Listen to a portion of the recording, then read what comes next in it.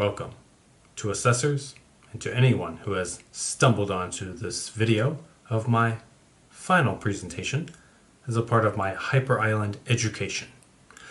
I will try to keep things as concise as possible, and I promise I will only mention ChatGPT one time. To satisfy requirements for my AI Business Consultant diploma, Hyper Island has organized my learning objectives into different course goals that must be reached each assessment period. This period we had 6 course goals to cover, but I've tried to arrange them in a way that paints a more holistic portrait of AI today for the clickbait victims out there. And what better place to start a video of me talking than Skill Goal S4. Communicate conclusions, commitments, and solutions using a method adapted for the intended target group while effectively managing relationships with stakeholders, for example, buyers and clients, both internal and external. Projects are about people, and most failures usually come down to communication. Listening is the magic that makes it look easy, but effective communication streams from accountability. The first half of my internship was spent at AI Sweden as part of their Junior AI Change Agent program. Many projects were presented to us to assist on, and I vaingloriously selected myself into 4 projects. In my early career, communication was my weakness, as I would spread myself too thin and be more committed to the work than with keeping everyone updated. Now, committed not to let communication be my weakness, I organize weekly video chat or in-person touch points with 3 of my projects and a bi-weekly with the 4th.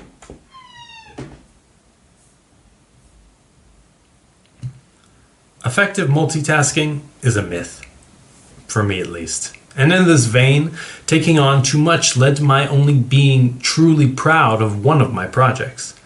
Being remote is a true difficulty for effective communication in the modern business world. And I've learned that without physical proximity to stakeholders or team members, your scheduled touch points need to be more frequent, and you must become comfortable quickly with informal messaging like Slack without worrying whether or not you are being distracting. How I communicate with the people of the world is crucial. Close in importance is the way the world communicates with me, or how I stay on top of the information is the crux of our next course goal, S11. Continuously plan and perform global analysis to identify current and upcoming trends and business opportunities related to AI and machine learning.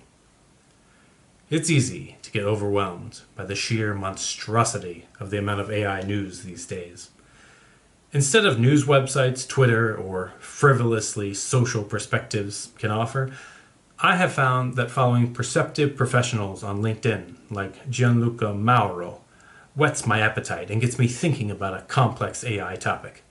The Towards Data Science channel on Medium is also invaluable. It's a frequently updated collection of articles on a wide range of AI and ML topics.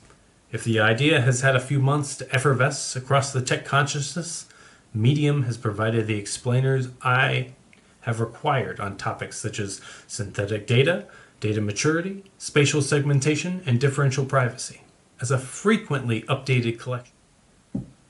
AI consultant Matthias Bergström told my Hyper Island class and I long ago that the trick to Googling is to add .pdf in your search terms to primarily return scholarly articles instead of unsubstantiated tech news.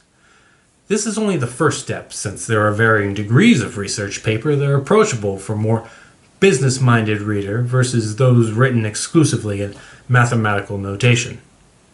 There are many different accepted modes of learning, and it is the same with any consumption of information or pursuit of knowledge. I have found research papers to be a powerful source of idea generation. Within these academic minds are the raw and unadulterated potentials of AI and machine learning, the edge cases dangling over the precipice of possibility. The papers themselves can be overly complex, but even the ones packed full of maths at least provide the spark that this is possible, or what they said can't be done, can be done. Where I come in is providing the caution and the applicability to user problems. Academia fits the shoe to the foot, where AI business consultants reverse that equation. Research papers help give me an idea of what's possible, or possibly why a new method is more efficient or technically superior. But it's up to me to figure out why this idea could be valuable in improving people's lives. The secret to applying AI to human problems is talking to as many physical people as you can and bringing the facts together to support a compelling case, fulfilling the next course goal of S10. Solve complex problems for developing a business case for the use of AI. Both halves of my internship have been centrally defined by the problem and business case of tabular data synthesis. I worked with Dr. Johan Östman at AI Sweden on a project investigating open source tabular data synthesizers and evaluating their performance across different metrics. My job was to read the papers, write and run the code, evaluate, iterate, and write a report. During many aspects of the project, I had business or legal questions that he assured me were not relevant to the academic pursuit, but that didn't stop me festering over them. The opportunity then arose to spend the second half of my internship at SynData. Now part of a team, including actual developers and data scientists to handle that end, I have been able to concentrate on the business side with an eye towards marketing, messaging, and conceptualization. We are pre-revenue and on the hunt for customers or partners that are interested to do a proof of concept. Am I trying to pitch you? I honestly can't help it anymore, because the complex problems mentioned in this course goal morph drastically once the business case goes from proposal to funded. We had an assignment as part of our change agent training at AI Sweden to fill out a business case canvas, and my tabular data synthesis teammates and I naturally chose that subject. The applications of synthetic data in the financial sector are an oft-mentioned use case, specifically around the aspect of data augmentation and fraud detection. Our business case was judged by two of AI Sweden's data scientists, and their feedback was positive, particularly highlighting our realistic timeline projections. Working at SynData, though, I've learned that actually bringing a product to market brings out the intangibles that no business case template or canvas will ever be able to cover. Customers can answer a survey or be receptive to a presentation or even agree to a proof of concept, but the audacity it takes to be the first to try an unproven technology is immeasurable. Closely connected to any business case discussion is a question as old as the wheel: whether to buy or build.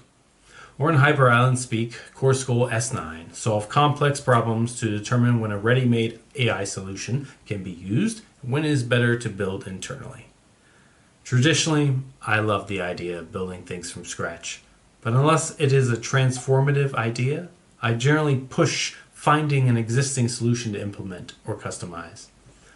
One of my projects at AI Sweden was working with Malmö Stad to determine the viability of using machine learning with aerial LiDAR data and photography to create better maps for the urban planning department and ensure their future geodata supply. The question of building or buying a solution was not explicit in our objective, but my team and I quickly decided that it was a question that they needed to be asking themselves. Perplexed by the apathy we were getting on our update calls when we presented different products or partnerships in the same space they were exploring, we conducted a problem statement workshop and discovered that even though they had the competence to build solutions internally, data not being a priority within their office meant that it would likely never happen. What I learned from this course goal is as long as the data is not sensitive, buy a solution to try it out, see what you like, what you don't like. It might turn out that a startup's customer service and attention to detail puts the idea of building internally right out of your head. Or you may realize through too many bugs and too little communication that you could do this yourself in tandem for a lower expense. The problem statement workshop was invaluable, not only for showing us that they didn't have time and data was never likely to be a priority, but also that they had expected us to build a solution for them. Let's recap real quick, because it's important to put things in perspective. We have touched on 4 skills so far that are crucial for an AI business consultant. The ability to communicate effectively, to stay on top of the latest trends, to develop a business case, and to advise on building versus buying. I'm drawing attention to this because of a principle we learned through a seminar with Peter Kurzweili, head of operations in the Montreal office at AI Sweden. He spoke to us about the 10-20-70 rule that echoes what many other AI educators have spoken about, but puts it in a nice tight package. 10% of your solution is the algorithm. 20% is the data that feeds the model and the platform it runs on. But 70% is the organization that chooses to support, enable, and make the change real. Course goal K2 outline high-level organizational development methods and team structures is the oxygen that gives my AI body life. The simple and complex interpretation of this is people. I'm always misquoting the West Wing when I tell people to see the whole board. But understanding how teams and organizations are structured and function effectively is essential for proper empathy. As I said with Malma, it was only by understanding their high-level structure and priorities that we saw the reason why our advice on buying a solution was hitting a brick wall. I also applied this lens to AI Sweden itself, encouraged by their mission to increase the AI maturity of other Swedish organizations. Of the 4 projects I've mentioned, all 4 of them had an earlier, nearly identical or current, similar project that it took me too long to find out about. My colleague and I realized that internal communication was suffering from a decentralized and siloed organizational structure. We drafted a solution to record meetings and, using AI Sweden's own large language model, transcribe and summarize those meetings, allowing for easy updates or background research before starting new projects. This would have the double effect of allowing AI Sweden to apply AI in their work process, as well as centralized communications. It's often said that a key to startups being able to scale is open access to information, enabling quick pivoting and the ability to innovate anywhere. I saw the sense in AI Sweden's mantra espoused by co-director Martin Svensson that proactive is a process, and enabling teams to be self-sufficient by giving them whatever tools they need to excel can lead to growth. But in studying different types of organizations, what worked and what hasn't, I felt like I was seeing an unsustainable boulder in action, gaining more and more traction, but that without the firm hand of process would eventually crumble under its own weight. My colleague and I's proposal was cordially received, and though not successful, I know there is work being done on an organizational development, if not at the pace I expected. Now that I'm working at a startup, I'm seeing the ways that even someone like me, who has been a part of the company just over 8 weeks, can have a lasting effect on how the organization develops. It's a little scary, honestly, to wear so many different hats and have so much freedom to experiment, but having been a part of a variety of organizations at this point, I'm taking advantage to help build this one in what I hope is a successful developmental direction. And now, viewers, you have made it, not to the end, but to the topic I will get most fiery about, because I'm pretty sure Hyper Island bakes these society course goals in for us old woke millennials to get fired up about. And what I'm talking about is course goal C3, independently and critically evaluate information and working methods with an AI with regard to relevant social, ethical, and scientific aspects. Now that AI has had its Hollywood debut and is on the tip of everyone's tongue, I feel like I have almost become an apologist where I used to be more of an ethicist. Joking aside, the last 6 months have only hardened my resolve to use AI as the tool it is to improve people's lives. 2 of my projects at AI Sweden involved working with or within the public sector with municipalities and other government agencies. Journalist and AI storyteller at AI Sweden Anders Toresson educated me on the plight of Swedish municipalities in the coming decade, as the population of those over 65 will outpace those under it at a rate of 4 to 1.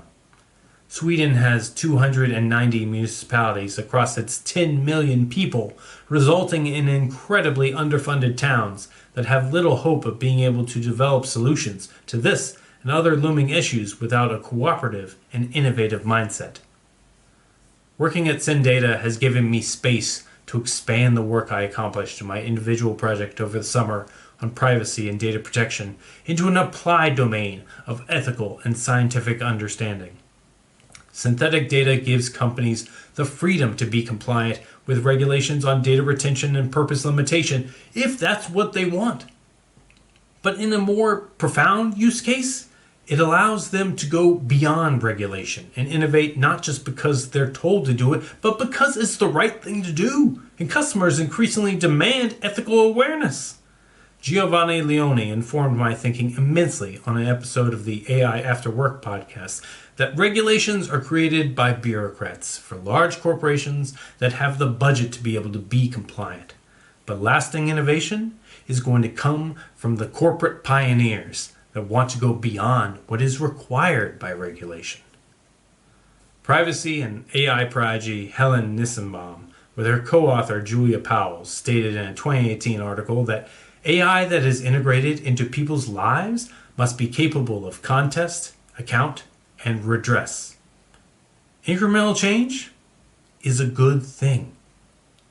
People are not willing to have new things forced down their throats, and appropriately, an agent of change should seek to convince others to convince themselves.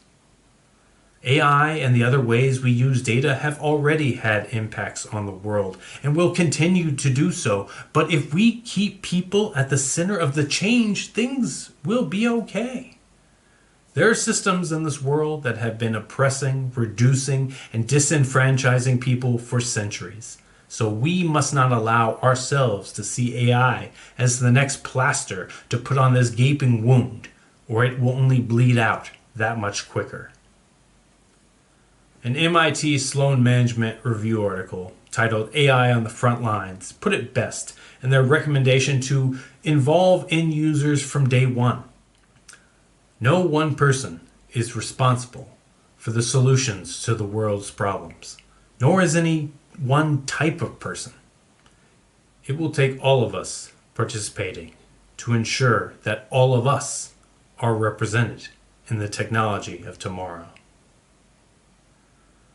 So what have I learned about AI the past year and a half? 1, it's a fine acronym, like so many before and so many to come. So don't get too worked up about the artificiality or the intelligence. It's the new plastic bag or the new shipping container, as in it's a tool. 2, and specific to these course goals, an AI business consultant like me should be armed to be the mediator, to not only make tech, legal, and business all happy, but to keep the people as the primary part of the process. And 3, and I truly mean this, let me know what you think. AI is fast-moving tech. Last year this time, there were 0 text-to-image generators. So who knows what I will think in a few weeks' time, especially with that bloody AI Act looming in Brussels. Thank you for watching. Now go experiment.